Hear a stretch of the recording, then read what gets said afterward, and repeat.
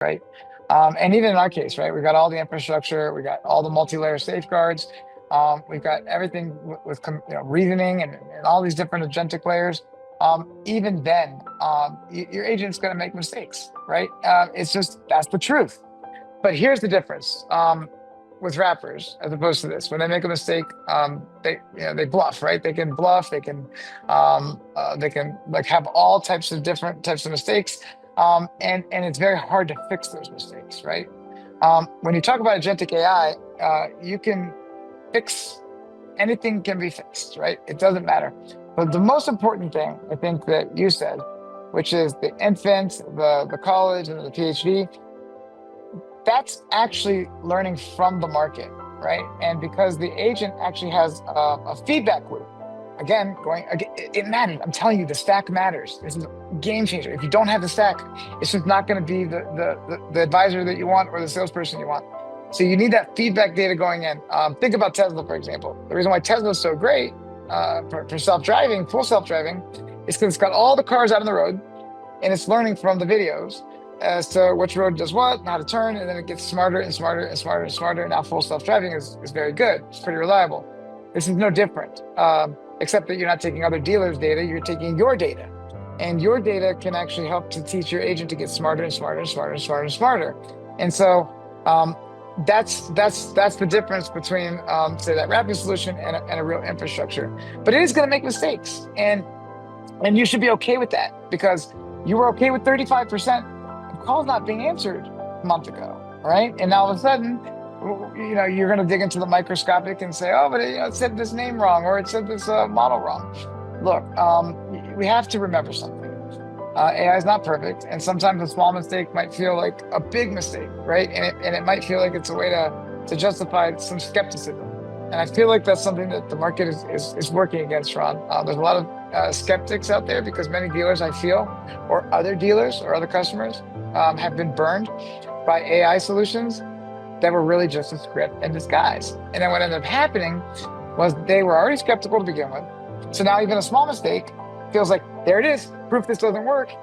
And there's this lack of control, right? That I think that we're gonna have to learn as an industry to evolve, where in the past, right, a dealer had that control. If things didn't go well, if the showroom wasn't doing good, there wasn't any sales, there was the ability to go and really put somebody on the table and say, hey, why aren't you guys doing this? You can't do that with AI, right? So there's this operational feeling of like, I feel like I'm losing that control. We have to be okay with that. We have to baseline the agents. We have to see what we were doing before. We have to understand it's going to make mistakes. We have to understand that, and by the way, even from a customer perspective, they're more likely to complain because it's an agent. If it was a person and it was like little old Sarah made a mistake, they're probably gonna be like, yeah, well, maybe Sarah made a mistake. I'm gonna let it go. But if it's an agent, well, your AI did this, right? We have to keep all of those things in check. And we have to remember, it's like, look, we need to understand where we're at before, where we're going, and where we're heading. And you have to be okay with that transition, because it's not easy. But if you do it and you do it right, it's the best thing that we've seen for our dealerships. I think that first 30 days is really critical, right? Because that customer comes in and he's over scrutinizing things now that he wouldn't have even looked at 2 months ago before he had AI put into the dealership, right? He's not analyzing every call, but he knows he's missing calls. He knows he's heard the customers complain. He knows that someone says, your agent said this or your agent said that. Oh, that's another beauty of this system, is every single word is documented in the back end of the system. So if a customer says, you said this, and the agent says, no, I got it right here in print format. Here's every conversation you had, and this is what it said. So we didn't say we could do this. We said we could do that, right? Yep. They don't have that record unless they're listening to an old phone recording, but they don't. They don't spend the time. They don't realize that there's a lot of problems that they've never uncovered. They just know they don't have the productivity that they're looking for. And I think this is what it comes down to, is as soon as those first 30 days are over and they've seen how many more appointments are on the books based on the number of calls that were answered compared to the month before, and then they start looking at their ROs or their sales compared to the month before, and aha moment comes up, right? It's like, you know what? That little thing that the Ford said, the agent said it was a Ford F-150 instead of an Yep. F-150 isn't so bad, is it? Right? Is that No, going to no, cause somebody to walk away? No. Someone's going to no. recognize and face it. They don't even know that it's an agent half the time when they're talking, and they definitely don't know when they're conversing through via text, right? When they're Right. the language is so much more perfect than your gosh, I hate to say this, but the millennials and the younger kids who grew up with two thumbs instead of Mavis Beacon teaches typing, right? Right. They go fast. They don't ever use punctuation. They don't use capital letters, right? It looks horrible. You got run-on Yes. sentences, you got things that happen, and that's your people. You don't ever complain about that. I've never heard people talking about that, but they might mention something about the agent saying something a little off, right? Well, the agent's going to Yeah. learn right away. But the agent in a script format, in a text and chat format, right, is perfect. There is Yep. punctuation, there is perfect English, there is a recognition of language. There is the ability to that if that customer all of a sudden starts typing in Spanish, the agent starts typing back in Spanish. It's just amazing, right? Yeah. Yeah. Of what it can pick up, but how good it really is. Yeah. And I think that is what sets it apart. Yep. Um, Yeah.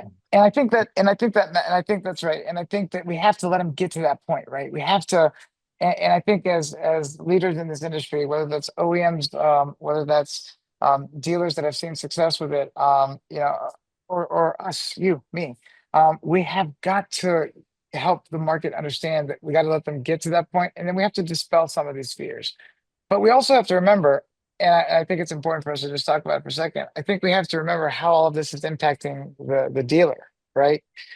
Because you can't just say, "Oh man, it's great, it's going to do this, it's going to help you, it's going to do all these things," because there's all these other power dynamics. I'm saying that I feel are happening, right? And I just want to talk about a couple of them, and I'd love to get your thoughts on it. But from a BDC staff, right?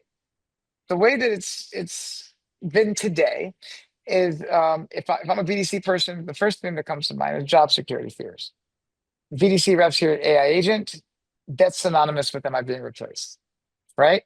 Because remember, they live on call volume metrics. AI takes the call, what's left for them?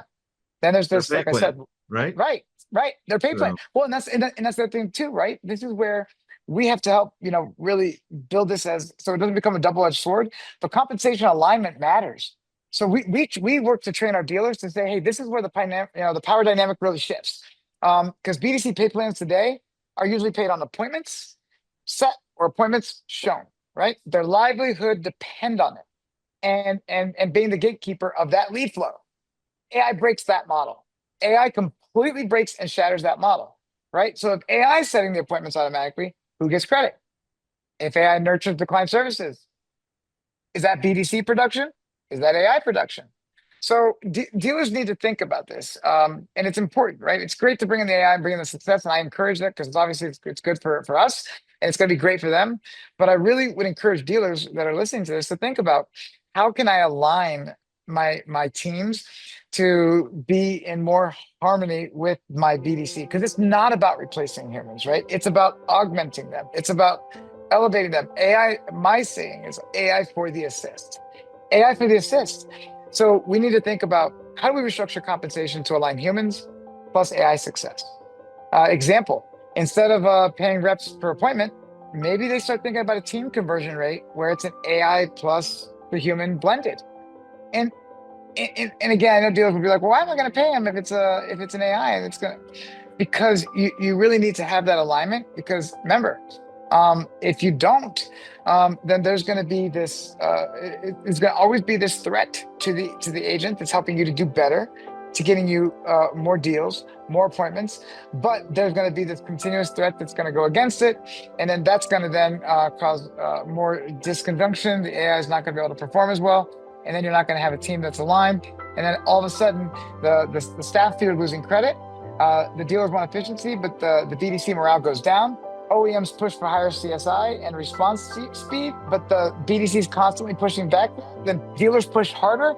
I think you get my point. We got to align it together so they can all work together, because AI is really, believe it or not, more of an employee than a software technology. And together, they can win. Basically is, and I think that one of the other interesting stats that I've seen that really should be of interest to every dealership, especially when it comes to the sales side, is the show rate improvement. Okay, and the reason for that, right? The reason is most salespeople are lazy. They get Yeah. somebody, they book the appointment, and it's done. And they might do a reminder once, maybe, if they're lucky. But if not, oh, Mr. Jones is coming in today at 4 o'clock. Well, the AI agent is reinforcing that set appointment and contacting that customer in perpetuity until they come in, right? And that's why the sales show rates have just increased dramatically once the the agentic AI has gone into a system at the dealership, and that means more money, right? Plain and simple. Absolutely. Why is the dealer Absolutely. even talking about this? It's look, some dealers are afraid. I have dealers who get tons of leads. They can't handle the leads, and they can't Yep. convert them, so they're letting them die.